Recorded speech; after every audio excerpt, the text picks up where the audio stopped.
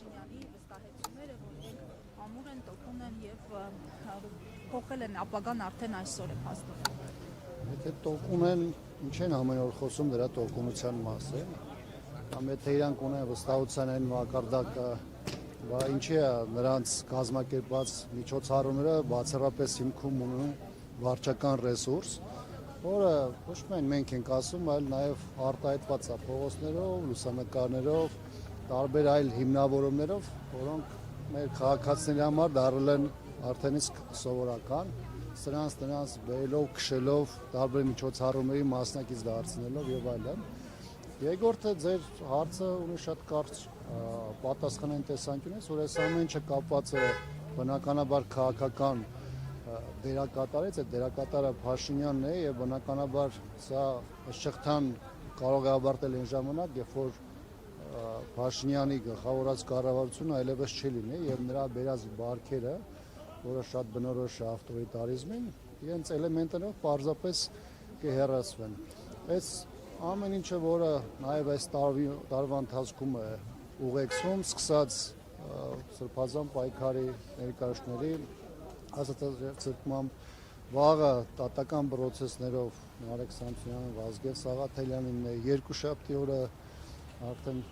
Դավիթ Համբարձումյանի գործով վերաքննիչն է, դրան հաջորդելու է նաև Միքայել Սրբազանի գործով վերաքննիչը, ինչը իդեպ իշխանությունը ամեն կերպ ձգձգում է եւ այդ դատական նիստը անդադ հեռացնում է իրականությունից։ Բայց մենք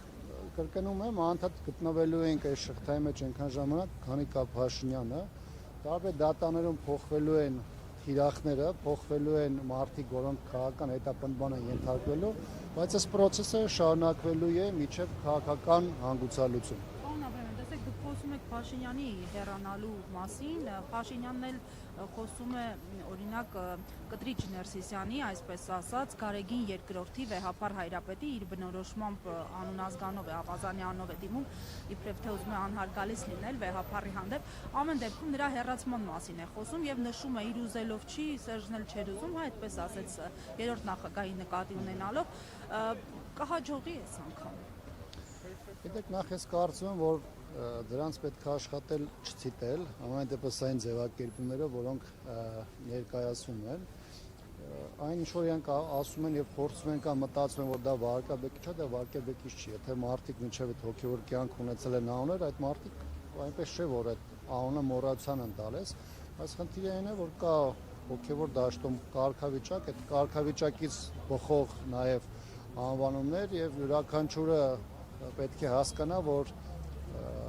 այդպես նրանց չանվանելով ոչ թե իրեն է բարձրացնում կամ վարկաբեկում է դիմացին, այլ հաստատության հասարակության առաջ ցույց է տալիս իր իրական դեմքը։ Դա վերաբերում է ոչ միայն կաթողիկոսին, դա վերաբերում է նաև տարբեր հոգեորականներին եւ այդ հոգեորականների դիմելաձևերին։ Դե գիտեք, այս տեսանկյունից հանրությունը, եթե նույնիսկ նրա մի հատված լռում է կամ տարբեր իրավիճակներում հարկ չի համարում իր դիրքորոշումը արտահայտելու, դա չի նշանակում դեռ, որ մարդիկ չեն հասկանում կամ այս իրողության մեջ չեն կարող գնահատել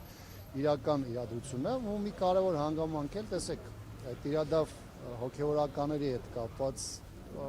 հիմա, երբ որ սրանք խոսում էին արժեքային համակարգի մասին, խոսում էին բարոյական նկարագրի մասին, իրենք հասարակության համար այդ իրադավ հոգեորականների միջոցով ներկայացրին ընտրությունը, ասել են, թե իրենք ինչն են ուզում ինչով փոխել։ Եվ հանրությունը ստեղծված իրավիճակում իր դիրքորոշումը արտահայտում է հայ առաքելական եկեղեցու միջոցառումների իրենց ներկայացում, մասնակցությամբ, որոնք վերջին 6 ամիսների ընթացքում գոնե իմ գնահատմամբ շատ ավելի մեծ են դարձել եւ եթե մարդը նույնիսկ հրապարակային խոսք չի հնչեցնում, բայց հոգեորական տարբեր միջոցառումների ժամերգություն կլինի, պատերակ կլինի կամ այլ ձևով մասնակցություն ունի, երբ որ գայս է ներկայությունը ապահովում է, նաև բնականաբար նաև իր մոտեցումն է արտահայտվում այսօրվա իրողություններին եւ ըստ էության մերժում իշխանության այն մոտեցումները, որոնք այսօր դրված են հայ առաքելական եկեղեցու դեմ հարձակումների համատեքստում։ Իսկ ինչ վերաբերում է երրորդ նախագահի հետ կապված իր խոսքերին կամ հայտարարություններին, ապա հասարակությունը տեսել է, թե ինչ էր այդ ժամանակ հայտարարում գործող իշխանությունը, ինչ էին հայտարարում դրանց գործող դեմքերը ինչ էին խոս տալիս հասարակությանը եւ ի վերջո որ կետին բերեցին եւ հասվեցին եւ այսօրվա օրով իրենց մերժված օրակարգը, որը հասարակության կողմից չունի ընդունելություն եւ չունի աջակցություն, դա այն գնահատականն է, որը 2018-ին իրենք ունեցել են, փորձելով խաբել, զրպարտել, մարդկանց լրիվ այլ խոստումներ տալ, բայց ժամանակը ցույց է տվել, որ հասարակությունը լրիվ այլ բան է ստացել։ Այսինքն չի հաջողվեց անհապաղ։ Մեր հասարակությունը հայ առաքելական եկեղեցուն ցուցաբերած իր սատարման օժանդակության, ես վստահ եմ, որ ամեն ինչ անելու է փլուզելու այս իշխանության այն հայեցակարգը, որը այսօր կոնկրետ հայ առաքելական եկեղեցու դեմ